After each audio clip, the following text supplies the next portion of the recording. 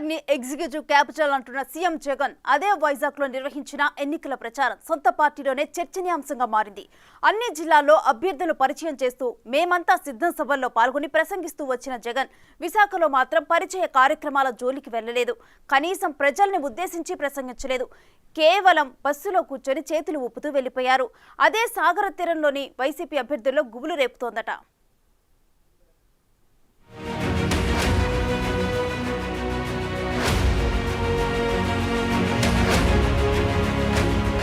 Andhra Pradesh CM YCP అధ్యక్షుడు జగన్ విశాఖపట్నంలో నిర్వహించిన రోడ్ షోతో ఆ పార్టీ నేతలు అభ్యర్థులు నిరాశకు గురవుతున్నారట. రోడ్ షో మొత్తం నమస్కారాలు, చేతులు ఊపటంతోనే సీఎం జగన్ ముగించేశారు. రాష్ట్రంలోని ఇతర జిల్లాల్లో ముఖ్యమంత్రి రోడ్ షో నిర్వహించడంతో పాటు మేమంతా సిద్ధం పేరిట ఏర్పాటు చేసిన సభల్లో పాల్గొన్నారు. ఆ జిల్లాలో పోటీలో ఉన్న అభ్యర్థులను ప్రజలకు పరిచయం చేసి గెలిపించాల్సిందిగా కోరారు. కానీ విశాఖలో అందుకు భిన్నంగా వ్యవహరించడం పార్టీ వర్గాలతో పాటు ప్రజల్లో చర్చనీయాంశమైంది.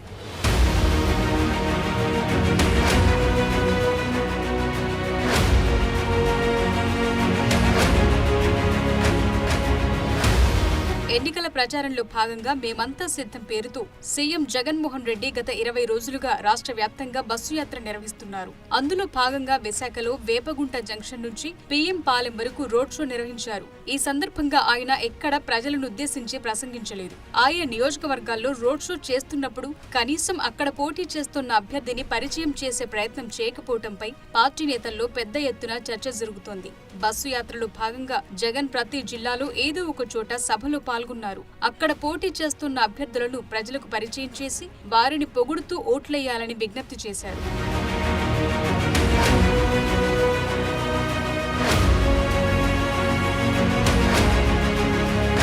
అనకాపల్లి జిల్లాలో కూడా సభ నిర్వహించడంతో పాటు పోటీ చేస్తున్న పార్టీ అభ్యర్థులను ప్రజలకు పరిచయం చేశారు. అలాంటిది ఎగ్జిక్యూటివ్ క్యాపిటల్ చేస్తానంటున్న విశాఖ నగరంలో మాత్రం ఎక్కడ ఒక సభ కూడా ఏర్పాటు చేయకపోవడం, నగర పరిధిలో పోటీలో ఉన్న అభ్యర్థులను కనీసం పరిచయం చేయకుండానే బస్సు యాత్రను ముగించడం పార్టీ వర్గాలను ఆశ్చర్యానికి గురిచేసిందట.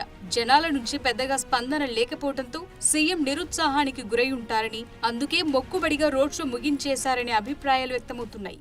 వీరందరూ సరిపోరు అన్నట్టుగా అనేక కుట్రలు, అనేక మోసాలు, అనేక అబద్ధాలు, వీరందరూ కలిసి మీ బిడ్డ ఒక్కడి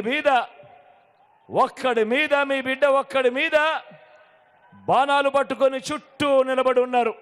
ఇంతమంది నా చుట్టూ బాణాలు, రాళ్ళు, ఆయుధాలు పట్టుకొని ఉన్నారు. వీరందరి మధ్య మీకు మంచి చేసిన మీ బిడ్డ ఒక్కడే నిలబడి ఉన్నాడు. మరి మీ జగన్కు తోడెవరు? మరి మీ బిడ్డకు తోడెవరు? జగన్కు తోడు ఆ దేవుడు. ఈ కోట్ల మంది పేదలు ఇంటింటిలో ఉన్న నా అక్క చెల్లెమ్మలు అని చెప్పి కూడా గర్వంగా చెప్తా ఉన్నాడు మీ బిడ్డ.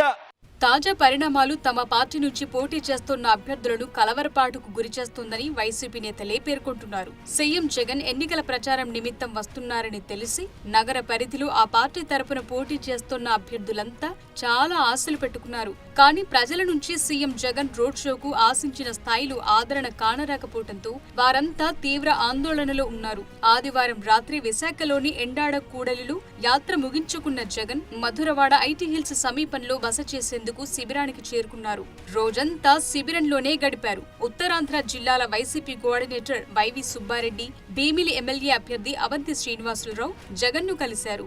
విశాఖ టూర్లో చోటు చేసుకున్న పరిణామాలపై వారితో చర్చించినట్లు తెలిసింది. ముత్తంశెట్టి బయటకు వెళ్లిపోయాక సుబ్బారెడ్డి మాత్రం 3 గంటల పాటు జగన్ వద్దే ఉండటంతో వైసీపీ నేతల్లో రకరకాల చర్చలు జరుగుతున్నాయి. ఇదే సమయంలో ఎంపీ అభ్యర్థి బొత్స ఝాన్సీ లక్ష్మి నామినేషన్ వేయటానికి వెళ్లే ముందు మంత్రి బొత్స సత్యనారాయణ కుటుంబ సభ్యులతో జగన్ ను కలిసి ఆశీస్సులు తీసుకున్నారు.